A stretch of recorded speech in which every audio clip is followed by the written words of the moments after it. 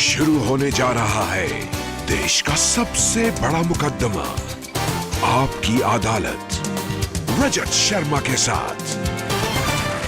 नमस्कार, जनता की अदालत में आपका स्वागत है। चुनाव के मौके पर जनता की अदालत में हम ऐसे नेताओं को पेश कर रहे हैं जिन्हें प्रधानमंत्री पद का दावेदार माना जा रहा है। ऐसे नेता जिन्हें जनता ने प्यार दिया, दुलार दिया, मान और सम्मान देकर इस पोजीशन में पहुंचाया। लेकिन चुनाव के मौके पर जनता उन्हें परखना चाहती है, पहचानना चाहती है, उनसे सवालात पूछना चाहती है। यह हक हम अदा कर रहे हैं जनता की अदालत में। फॉर्मर प्राइम मिनिस्टर और बीजेपी लीडर अटल बिहारी वाजपेयी जनता की अदालत में हाजिर हो। कोर्ट की कार्रवाई शुरू की जाए। आपकी अदालत में former prime minister Atal Bihari Vajpayee ji पर इल्जाम है कि इन्होंने नैतिक मूल्यों को भुला दिया है। अटल जी, जिस समय आप प्रधानमंत्री पद छोड़ रहे थे, आपने संसद में बहुत जोर देकर यह कहा था कि हम सरकार बनाने के लिए कभी अनैतिक रास्तों का सहारा नहीं लेंगे। लेकिन हाल ही में हमने देखा कि जब उत्तर प्रदेश में भारतीय जनता पार्टी की सरकार बनी तो नैतिकता के सारे कीर्तिमान तोड़ दिए गए। उत्तर प्रदेश में जो भी हुआ वो कानून के अनुसार हुआ, संविधान के अनुसार हुआ। उत्तर प्रदेश एक षड्यंत्र का शिकार था जिसमें राज्यपाल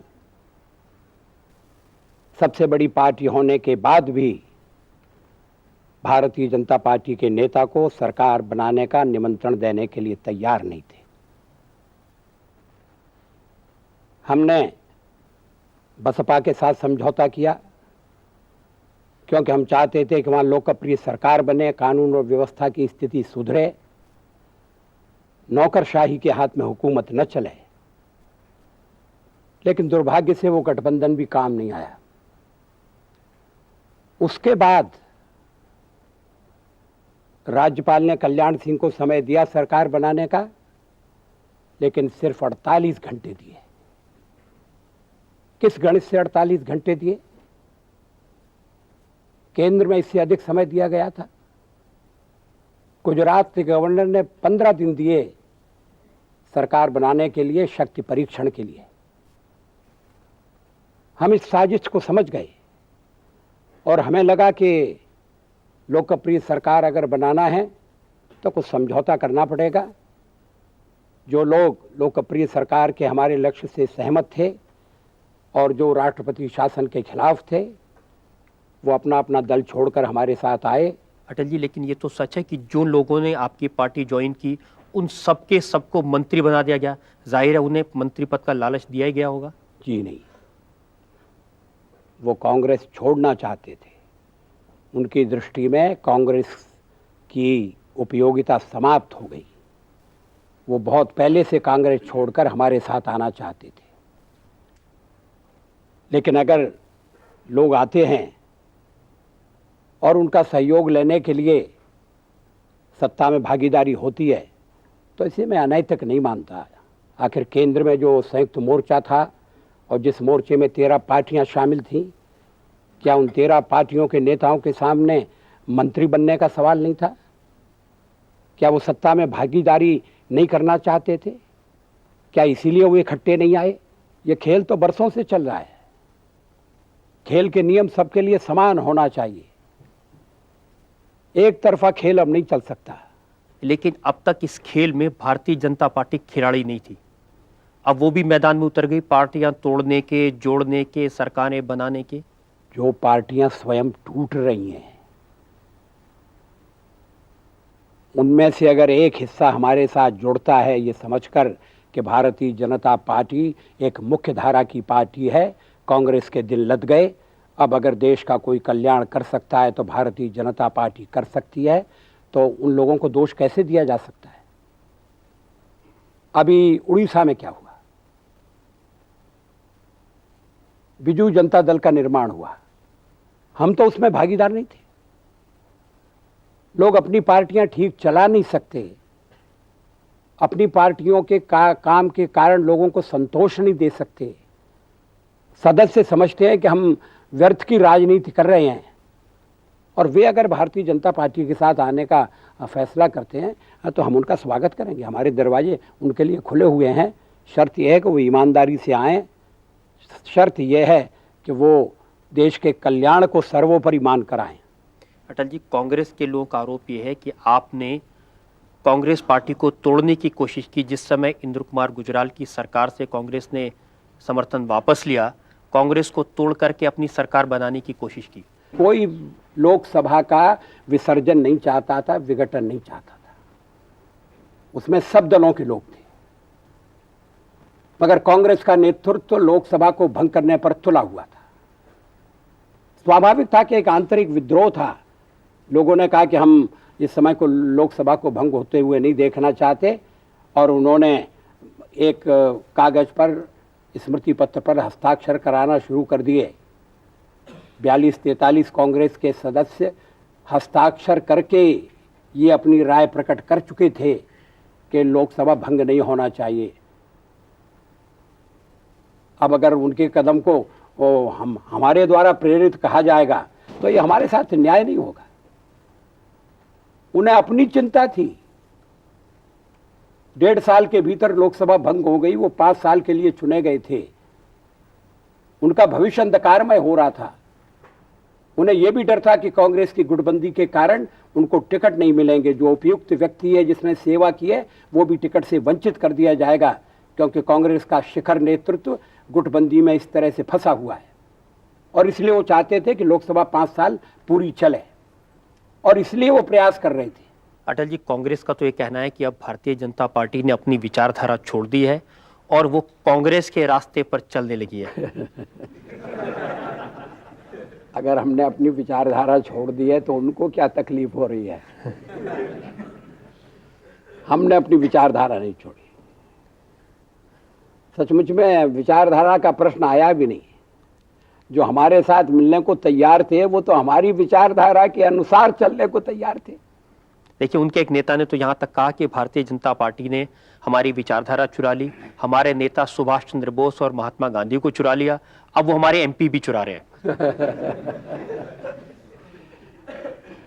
अगर वो इसी तरह से बेखबर रहे और यथार्थ का सामना करने के लिए तैयार नहीं हुए तो धीरे धीरे कांग्रेस की सारी पूंजी लुट जाएगी और वो खाली हाथ रह जाएंगे।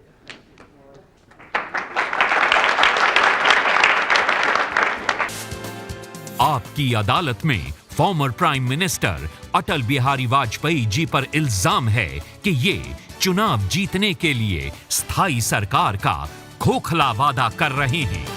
अटल जी, कांग्रेस पार्टी की भारत में सरकार रही 45 साल। उन्होंने 5 प्रधानमंत्री दिए। विरोधी दलों को ले देकर 5 साल सरकार बनाने का मौका मिला और 7 प्रधानमंत्री दिए। तो किस बिना पर भारतीय जनता पार्टी स्थायित्व का वादा कर रही है? अब अगला प्रधानमंत्री ऐसा आएगा जो पूरे 5 साल रहेगा।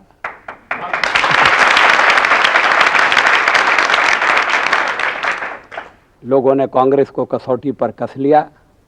लोगों ने संयुक्त मोर्चे को भी भुगत लिया। अब हम लोगों से कह रहे हैं कि आप हमें भी एक मौका दीजिए और आपको पछतावा नहीं होगा, आपको शिकायत नहीं होगी। अटल जी, आपकी पार्टी के जो अगले प्रधानमंत्री हैं वो पिछले प्रधानमंत्री की तरह सिर्फ 13 दिन तो नहीं चलेंगे? गणित बदल गया है। देश की हवा में परिवर्तन की गंध आ रही है। 18 महीने की दुर्गति को देखकर आम मतदाता ने अपना मन बना लिया है कि अब उस इतिहास की पुनरावृत्ति नहीं होने दी जाएगी। ये परिवर्तन सारे देश में घूमते हुए मैं देख सकता हूं, और इसलिए मुझे विश्वास है मतदाता बहुमत वाली सरकार स्थापित करेगा। ऐसे बहुमत वाली सरकार जो भ्रष्टाचार से मुक्त हो और जो देश को समृद्धि की ओर ले जाए, सामाजिक कल्याण की ओर ले जाए। अटल जी, जनता ने पहले भी भारतीय जनता पार्टी को बहुमत वाली सरकारें दी हैं। गुजरात में 2/3 बहुमत देकर आपको सरकार बनाने का मौका दिया था। सरकार नहीं चला सके? कई प्रदेशों में हमारी सरकारें चल रही हैं, आप उनका उल्लेख नहीं कर रहे हैं। गुजरात एक दुर्घटना है, कभी कभी जवान मौत हो जाती है, लेकिन इसका अर्थ ये नहीं है कि कोई अपने बेटे को जवान देखना नहीं चाहेगा। गुजरात में भी हमने अनुशासन की रक्षा की। अगर हम चाहते तो दूसरी बार भी ढील देकर सरकार को बचा सकते थे, लेकिन हमने कहा कि अनुशासनहीनता की इतनी बड़ी कीमत नहीं दी जा सकती। हमने सरकार का बलिदान कर दिया, मगर अनुशासन तोड़ने वालों के साथ समझौता नहीं किया। जब यूनाइटेड फ्रंट की सरकार पर आपने हमले किए, आपने कहा कि कोalition की सरकार ज्यादा नहीं चलती, लेकिन इस समय जो आप प्रयास कर रहे हैं, भारतीय जनता पार्टी जो प्रयास कर रही है, वो भी कोalition की सरकार ही बनेगी? कोलिशन में अंतर है। संयुक्त मोर्चे की सरकार एक ऐसा गठबंधन थी जिसमें सब छोटी छोटी पार्टियां थीं। सबसे बड़ी पार्टी की सदस्य संख्या लोकसभा में 23 थी। वो इकट्ठे आ गए, उन्हें कांग्रेस पर निर्भर रहना पड़ा। कांग्रेस ने उन्हें गिरा दिया, लोकसभा भंग करना पड़ी। हम इस समय जो रणनीति अपना रहे हैं, तो हम भारतीय जनता पार्टी को सबसे बड़े दल के रूप में उभरते हुए देखना चाहते हैं। और उस समय अगर हम सरकार बनाएंगे तो जो मित्र दल आज हमारे साथ हैं, जिनके साथ मिलकर हम प्रदेशों में हुकूमतें चला रहे हैं, हम उनको सरकार में शामिल करेंगे। कुछ अगर अन्य दल भी आना चाहेंगे तो उनका भी स्वागत होगा, लेकिन भारतीय जनता पार्टी उस कोलिशन में सबसे बड़ी पार्टी होगी। इसकी सदस्य संख्या बहुमत तक जा सकती है, 200 से ऊपर होगी, इसमें तो कोई संदेह ही नहीं है। मैं तो 250 की गिनती कर रहा हूं। अब अगर संयुक्त मोर्चे की सरकार में भी ऐसी कोई बड़ी पार्टी होती और उसके साथ में छोटी छोटी पार्टियों का सहयोग होता, तो सरकार इस तरह से अस्थिर नहीं होती, डामाडोल नहीं होती। अटल जी, पिछले चुनाव में जयललिता कांग्रेस पार्टी के साथ मिलकर चुनाव लड़ रही थी, इस बार आपके साथ हैं। क्या गारंटी है कि चुनाव होने के बाद वापस कांग्रेस के साथ जाके हाथ न मिला लें? नहीं नहीं, हाथ मिलाने के लिए कांग्रेस रहेगी नहीं, वो हाथ कहां से मिलाएंगे?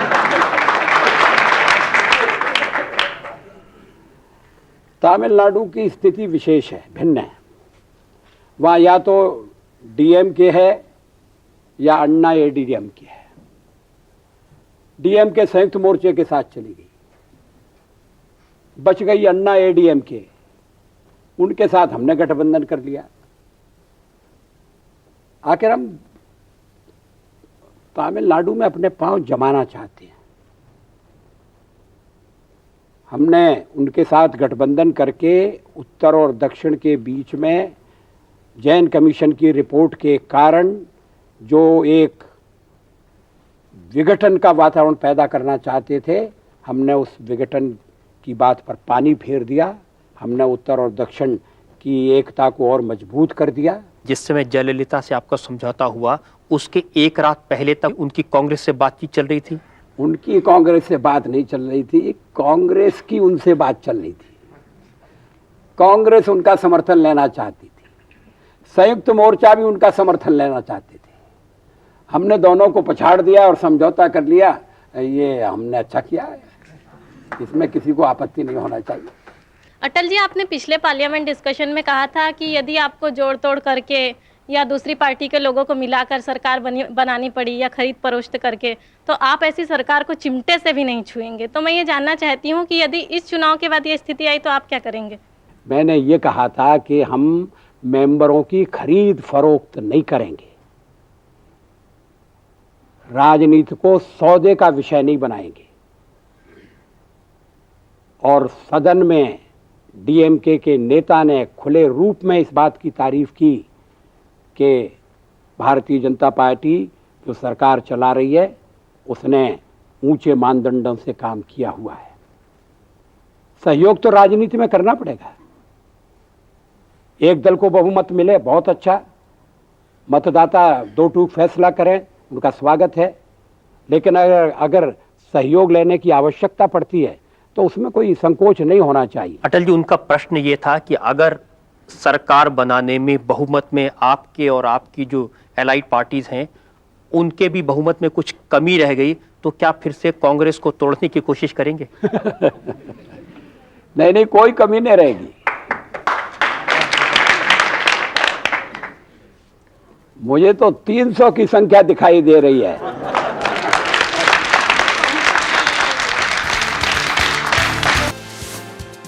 आपकी अदालत में former prime minister Atal Bihari Vajpayee ji पर इल्जाम है कि भारतीय जनता पार्टी इनके उदारवादी चेहरे को भुनाने की कोशिश कर रही है।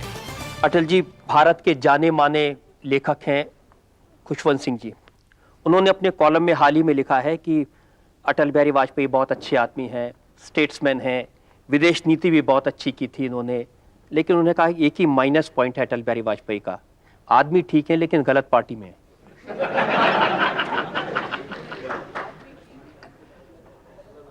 सरदार खुशवंत सिंह जी की मैं बड़ी इज्जत करता हूँ। वो बहुत अच्छा लिखते हैं, उनका लिखा हुआ पढ़ने में बड़ा आनंद आता है। उन्होंने मेरी जो तारीफ की है उसके लिए मैं उन्हें शुक्रिया अदा करता हूँ, लेकिन उनकी इस बात से मैं सहमत नहीं हूँ कि मैं आदमी तो अच्छा हूँ मगर गलत पार्टी में हूँ। अगर मैं सचमुच में अच्छा आदमी हूँ तो फिर गलत पार्टी में कैसे हो सकता हूँ, और अगर गलत पार्टी में हूँ तो फिर मैं अच्छा आदमी नहीं हो सकता। अगर फल अच्छा है तो पेड़ खराब नहीं हो सकता। अटल जी, ये सच नहीं है कि आपका चेहरा उदारवादी है और भारतीय जनता पार्टी का चेहरा सांप्रदायिक? जी नहीं, भारतीय जनता पार्टी को लोगों ने पहचाना नहीं है। अनेक प्रदेशों में हमारी सरकारें चल रही हैं, कहीं भी सांप्रदायिक तनाव नहीं है, कहीं भी मजहब के आधार पर भेदभाव नहीं है। सर्वधर्म समभाव में हमारा विश्वास है, हम उसी के अनुसार आचरण करते हैं। सांप्रदायिकता क्या है? अगर धर्म या मजहब के आधार पर भेदभाव किया जाए तो वो सांप्रदायिकता है। अगर वोट बैंक की राजनीति की जाए तो वो सांप्रदायिकता है। हम तो एक राष्ट्रीय पार्टी है, राष्ट्रवादी पार्टी है, और इसलिए इस बारे में पार्टी में और मेरे विचारों में कोई अंतर नहीं है, कोई भेद नहीं है। अटल जी, ये सच नहीं कि 6 दिसंबर 1992 को जब बाबरी मस्जिद का ढांचा टूटा था तो आपकी आंख में आंसू थे और पार्टी के बहुत से लोग हंस रहे थे? जी नहीं, ये तो आप इतनी दूर की खबर लाए हैं कि जिसका मुझे भी पता नहीं। ये ठीक है कि जो कुछ हुआ वो मुझे पसंद नहीं था। अब तो ये भी कहा जा रहा है कि भारतीय जनता पार्टी के अपराध की सजा नरसिम्हा राव जी को दी जा रही है। किस अपराध की सजा? कहा गया कि उन्होंने जो बाबरी मस्जिद के डिमोलिशन को नहीं बचाया उसकी सजा उन्हें दी जा रही है। उसके लिए केवल नरसिंह राव जी को सजा दी जाए, ये बात तो मेरी समझ में नहीं आती है। फैसला किसका था? विश्व हिंदू परिषद को ये आश्वासन दिया गया था कि जहां राजीव गांधी जी के जमाने में शिलान्यास हुआ है वहां से वो मंदिर का निर्माण आरंभ कर दें, उन्हें इसकी अनुमति दे दी जाएगी। इस आधार पर अयोध्या में कार सेवक एकत्र हुए थे। यह आश्वासन पूरी सरकार की तरफ से था। बाद में इस आश्वासन का पालन नहीं किया गया, कार सेवक बेकाबू हो गए, ढांचा ढा दिया गया। अब इसके लिए केवल नरसिंह राव को बलि का बकरा बनाना ये मेरी समझ में नहीं आता। अगर बलि चढ़ना है तो कुछ औरों की भी बलि चढ़ना चाहिए। कहीं उन्हें आपसे आपकी मित्रता की सजा तो नहीं दी जा रही है इस बहाने से? नहीं नहीं, कांग्रेस में तो मेरे और भी मित्र हैं जो बच गए। अटल जी, आपने बार बार ये कहा है कि काशी और मथुरा भारतीय जनता पार्टी के एजेंडा पर नहीं है। राष्ट्रीय स्वयंसेवक संघ के सरसंघ चालक रज्जू भैया का एक इंटरव्यू है जो एशियन एज अखबार में छपा था अप्रैल 1995 में। उन्होंने कहा कि ये भारतीय जनता पार्टी के पॉलिटिकल एजेंडा पर मंदिर के ये सारे मुद्दे आज नहीं हैं, लेकिन बाद में हो सकते हैं। हमारे एजेंडे में काशी मथुरा नहीं है, आगे भी नहीं होंगे। हो सकता है कि सभी प्रश्नों को समझदारी के साथ आपस की बातचीत से हल कर लिया जाए। जब हम कहते हैं कि हमारे एजेंडे में नहीं है, तो फिर उस बात पर विश्वास किया जाना चाहिए। अन्य संगठन क्या कहते हैं वो उनके विचार हैं, वो अपने विचारों के अनुसार चलेंगे। लेकिन हम अगर सरकार बनाते हैं तो हम अयोध्या की पुनरावृत्ति नहीं होने देंगे, ये हम बिल्कुल साफ बात कहना चाहते हैं।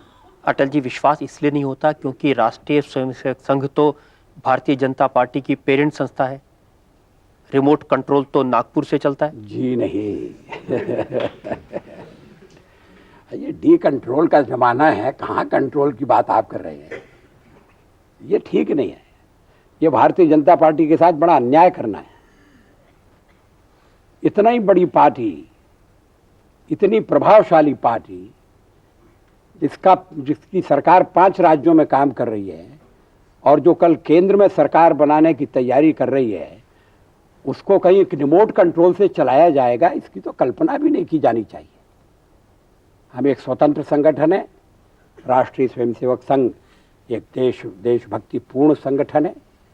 हम में से बहुत से लोग राष्ट्रीय स्वयंसेवक संघ से जुड़े हुए रहे हैं। इसका अर्थ ये नहीं है कि हमें क्या करना और क्या नहीं करना ये सब वो तय करते हैं और दिल्ली में तय नहीं होता, नागपुर में तय होता है। जो भी निर्णय हम लेते हैं वो सोच समझ कर लेते हैं और अपने बल पर लेते हैं, अपनी बुद्धि के अनुसार लेते हैं। जनता के मन में आशंका तो यह है कि अगर आप प्रधानमंत्री बने तो सरकार कौन चलाएगा? अटल बिहारी वाजपेयी चलाएंगे या रज्जू भैया चलाएंगे? अब ये आपको मतदान के बाद अगर सरकार बनी तो पता लग जाएगा।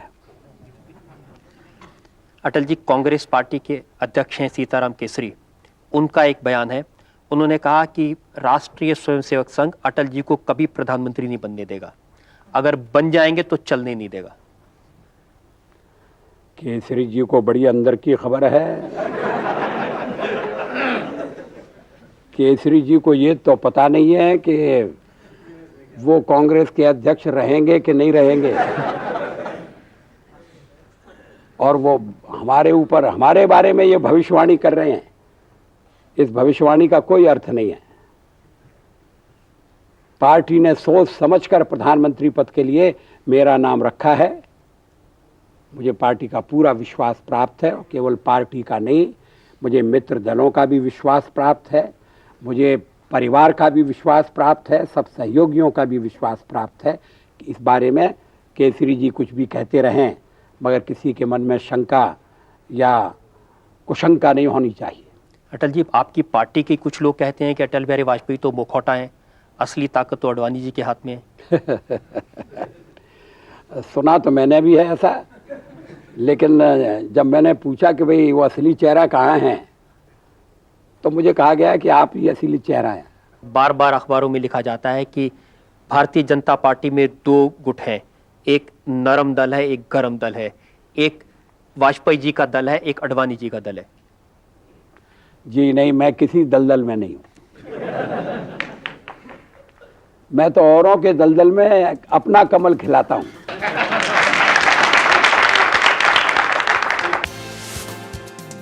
आपकी अदालत में अटल बिहारी वाजपेयी जी पर आरोप है कि चुनाव के मौके पर ये डबल स्टैंडर्ड अपना रहे हैं। अटल जी, जब प्रचार के लिए निकलते हैं आप, तो दोहरे मापदंडों का इस्तेमाल करते हैं। लालू यादव के भ्रष्टाचार को तो उजागर करते हैं, लेकिन जयललिता के भ्रष्टाचार को भूल जाते हैं। दोनों के मुकदमे अदालत में चल रहे हैं, अदालत फैसला करेगी। लेकिन विचारों की दृष्टि से जो हमारे नज़दीक हैं, उनके साथ हम मिलकर चुनाव लड़ना चाहते हैं, क्योंकि चुनाव में विजय प्राप्त किए बिना इस देश में परिवर्तन नहीं लाया जा सकता, यहाँ तक कि भ्रष्टाचार का निर्मूलन भी नहीं किया जा सकता। अगर आपकी सरकार बनेगी तो जो राजनीतिक विरोधी हैं और राजनीति में आपके साथ हैं, उनके भ्रष्टाचार के आरोपों की जांच में दोहरे मानदंड अपनाए जाएंगे? जी नहीं, बिल्कुल नहीं अपनाए जाएंगे। कानून अपना काम करेगा, अदालत अपना निर्णय देगी। हम किसी को बचाने की कोशिश नहीं करेंगे। अटल जी, डबल स्टैंडर्ड का एक और आरोप लगता है मुसलमानों को लेकर। आपने हमेशा कांग्रेस पार्टी पर आरोप लगाया कि ये मुसलमानों को अपीज करने की पॉलिसी इनकी चलती है। अब जब चुनाव का मौका आया है तो भारतीय जनता पार्टी के लोग न केवल खुले बाहों से मुसलमानों को आमंत्रित कर रहे हैं पार्टी में शामिल होने के लिए, बल्कि मस्जिद में भी जा रहे हैं और इफ्तार पार्टियां भी ऑर्गेनाइज हो रही हैं बीजेपी के यहाँ। कोई नई बात नहीं है, पहले भी इफ्तार पार्टियां होती थी। हमारे दरवाजे प्रारंभ से मुसलमानों के लिए खुले हुए हैं, लेकिन हम उन्हें वोट बैंक नहीं मानते। हम उन्हें भारत का नागरिक मानते हैं, हम उन्हें इस देश की संतान मानते हैं। इस देश में पूरी मजहब की आज़ादी है। मुसलमानों के मन में एक डर पैदा कर दिया गया है कि अगर भारतीय जनता पार्टी की सरकार बनी तो तुम्हें खा जाएगी। कई प्रदेशों में हमारी सरकारें चल रही हैं और किसी को खाने का कोई भी अभी तक मामला सामने नहीं आया है। अगर आप पावर में आएंगे तो कश्मीर की जो प्रॉब्लम है उसके बारे में आपको क्या कहना है? इसका आपने क्या उपाय सोचा है? कश्मीर के बारे में भारत की संसद सर्वसम्मति से ये प्रस्ताव पास कर चुकी है कि पूरा जम्मू कश्मीर भारत का अभिन्न अंग है। और जब हम पूरे जम्मू कश्मीर की बात कहते हैं तो उसमें कश्मीर का वो हिस्सा भी शामिल है जो आज पाकिस्तान के कब्जे में है, वो हिस्सा भी शामिल है जो पाकिस्तान ने चीन को दे दिया है। तो हम उस प्रस्ताव से बंधे हैं और हम उस प्रस्ताव पर अमल करने के लिए कार्रवाई करेंगे। क्या कार्रवाई करेंगे? जबरदस्ती वो हिस्सा पाकिस्तान से ले लेंगे अटल जी? अब सब बातें इस समय मत पूछिए, क्योंकि भारतीय जनता पार्टी ने तो अपने मैनिफेस्टो में न्यूक्लियर बॉम्ब की भी बात कही है। हाँ, हमने कही है और सोच समझ कर कही है। हमारे पड़ोस में एटमी हथियार इकट्ठा हो रहे हैं। जो एटमी ताकतें हमें एटमी हथियार बनाने से रोकना चाहती हैं, वो अपने एटमी हथियार पैने कर रही हैं, उनको तेज कर रही हैं, नए प्रयोगों में लगी हुई हैं और हमें वो उस विज्ञान से वंचित रखना चाहते हैं। इसे हम स्वीकार नहीं करेंगे, कोई स्वाभिमानी देश स्वीकार नहीं करेगा। अटल जी, एटम बम बनाएंगे और अपने पड़ोसियों को डराएंगे? जी नहीं, ये नीति है? नहीं नहीं, पड़ोसी हमारे क्यों डरें? मगर हमारे पड़ोस में एटम बम है। हिमालय के उस पार एटमी हथियारों का अंबार लगा हुआ है, उसको हम भूल जाएं? हमारा पड़ोसी दावा कर रहा है कि उसने एटमी प्रक्षेपास्त्रों का विकास कर लिया है। डिगो गार्सिया में अमेरिका बैठा हुआ है एटमी हथियार लेकर। हम किसी के विरुद्ध एटमी हथियारों का प्रयोग नहीं करेंगे, लेकिन हम अपनी क्षमता का विकास करना चाहते हैं जिससे फिर किसी का हमारे ऊपर हमला करने का मन न हो।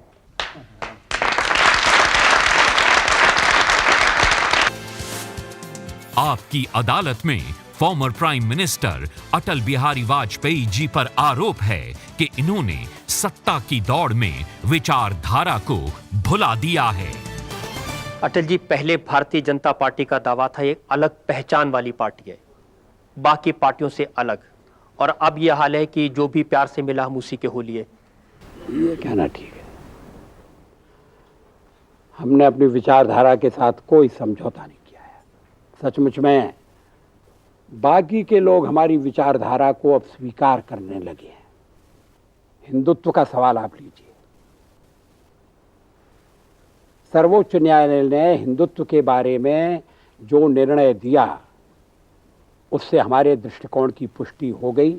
ये बात साफ हो गई कि हिंदुत्व कोई उपासना पद्धति नहीं है, हिंदुत्व कोई मजहब नहीं है, हिंदुत्व इस देश की जीवन की धारा का नाम है जिससे किसी समुदाय या संप्रदाय को विरोध नहीं होना चाहिए। तो अपनी विचारधारा हम कहाँ छोड़ रहे हैं? हमारी विचारधारा तो विजयी होती जा रही है। जिस समय आपकी सरकार थी जो 13 दिन चली, उसमें आपने क्या विचारधारा का परित्याग नहीं किया था? धारा 370 का सवाल छोड़ दिया था, यूनिफॉर्म सिविल कोड का सवाल छोड़ दिया था, अयोध्या में मंदिर का मामला भूल गए थे। हमें बहुमत नहीं था, हम एक मिलीजुली सरकार बनाने का प्रयास कर रहे थे। मिलीजुली सरकार बनाने के लिए एक न्यूनतम कार्यक्रम आवश्यक है। उस कार्यक्रम को बनाते समय कई बातें छोड़ना पड़ती हैं। जो भी दल इस तरह की सरकार में शामिल होता है वो अपनी कुछ बातें छोड़कर आता है, और जिन बातों पर एक राय होती है उन्हीं के आधार पर वो सरकारें चलती हैं। हमने कोई गलत काम नहीं किया। अटल जी, अगर आपकी पार्टी सत्ता में आई तो बाबरी मस्जिद के पुनर्निर्माण पर आपकी क्या पॉलिसी रहेगी? नहीं, आप ऐसा क्यों कहते हैं? अगर सत्ता में आई तो सत्ता में आ रहे हैं, और जितनी समस्याएं हैं सबको हम बातचीत से हल करके दिखाएंगे।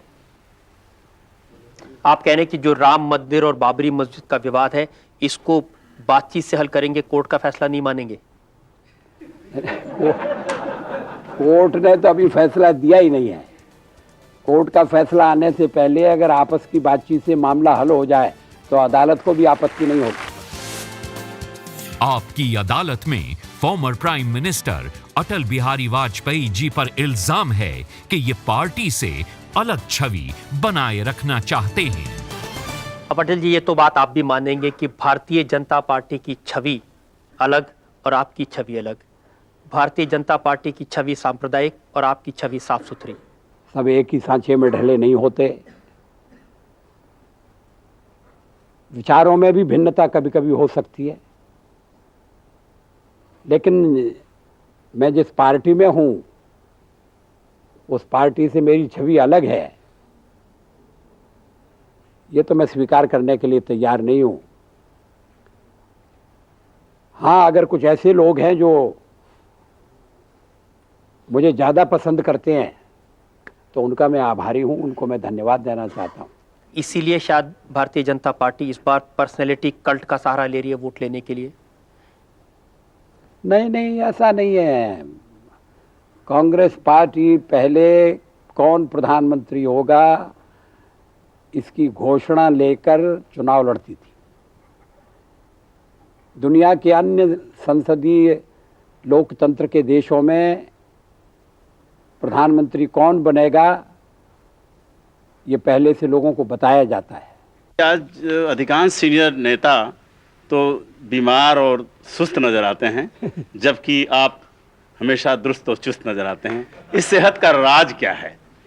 अब बताइए, मैं इसका क्या जवाब दूं? अटल जी, वो पूछना चाहते हैं इस जवानी का और चेहरे की लाली का राज क्या है?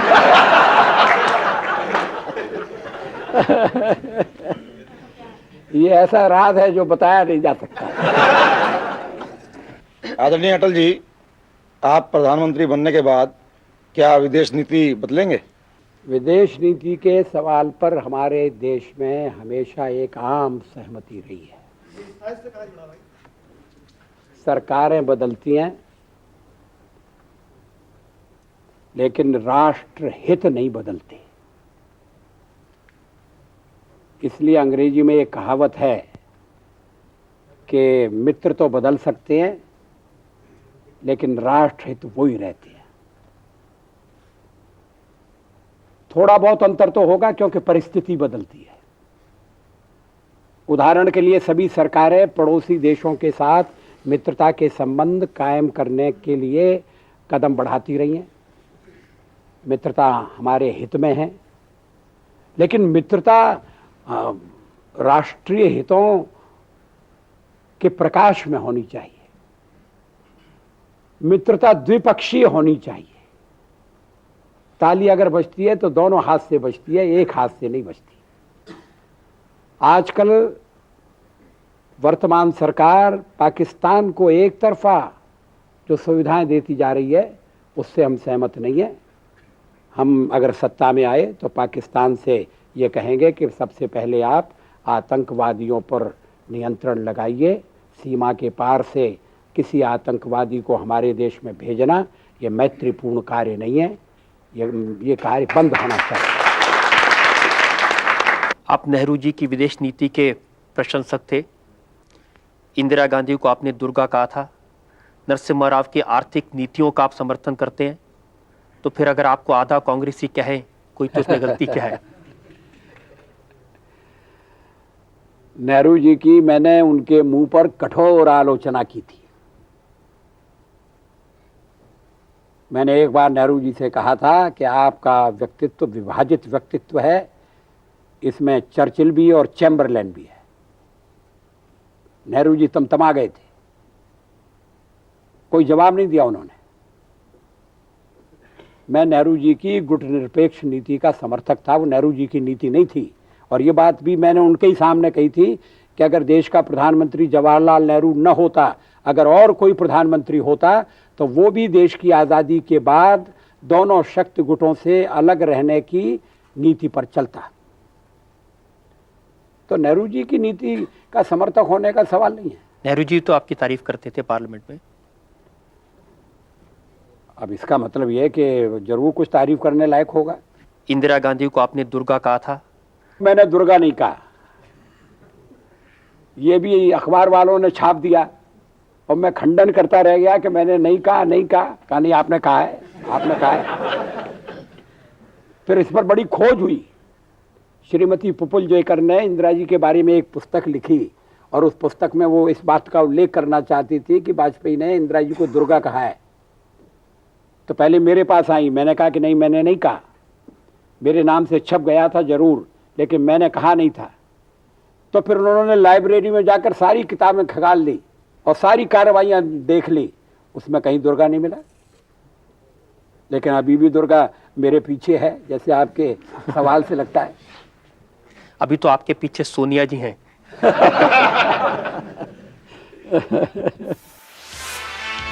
जनता के इल्जामात पर अटल बिहारी वाजपेयी की सफाई सुनने के बाद आज के जज दिलीप पटगांवकर का फैसला। अटल जी, जजमेंट के पहले मैं आपको एक थोड़ी सी पनिशमेंट देना चाहता हूं। जजमेंट दूंगा आपकी एक आध कविता सुनने के बाद। अब जज का आदेश है, मैं कैसे टाल सकता हूं?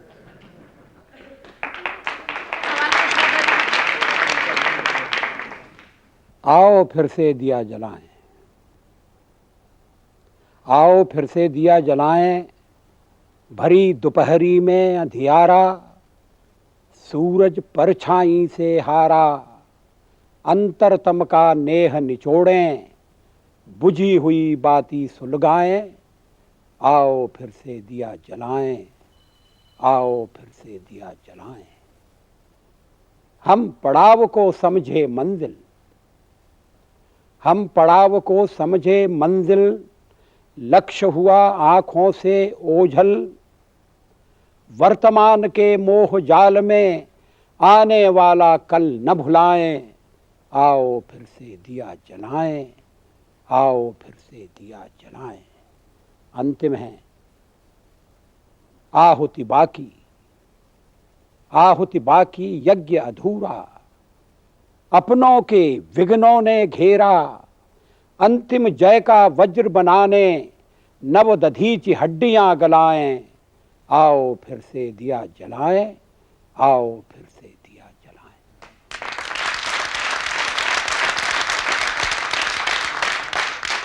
आपने आपके खिलाफ लगाए गए आरोपों को बहुत ही विश्वसनीय, साफ साफ और प्रामाणिक तरीके से खंडन किया।